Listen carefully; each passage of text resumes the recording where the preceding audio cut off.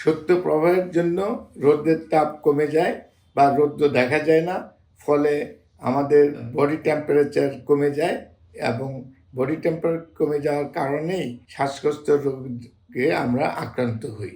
যেহেতু আমাদের এই প্রত্যন্ত অঞ্চলে বা বস্তিবাসীদের ঘর এবং গরম কাপড়ের অভাব, তাই সেজন্য তাদের এই রোগে আক্রান্ত হতে বেশি দেখা যায়।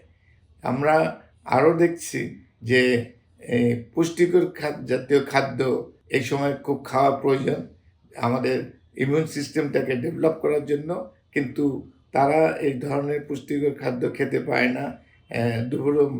দুমুঠো ভাত খেতেই তাদের জন্য কষ্ট হয়, যার জন্য তাদের আক্রান্ত এই ফুসফুস সে প্রদাহজনতা রোগে করে। বিশেষ করে বাচ্চাদের এবং বয়স্ক প্রাপ্তদের এই নিউমোনিয়া, তারপর অ্যাজমা, সর্দি কাশিতে ভুগে থাকে।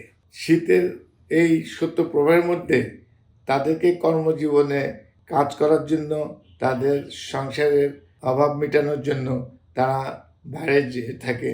তখন ধুলাবালি, যেহেতু শুষ্ক থাকে আবহাওয়া, সেজন্য তাদের ধুলোবালি নাক মুখ দিয়ে ঢুকে, তাতেও তারা কোল্ড অ্যালার্জিতে ভোগে। দেখা গেছে প্রত্যন্ত অঞ্চলে যেমন ফিশারম্যান কৃষিকাজ করে, তারা এই ঠান্ডার মধ্যে শীতের কাপড় ছাড়া তারা কাজ করে, ফলে তাদের ঠান্ডাতে আক্রান্ত বেশি হয়।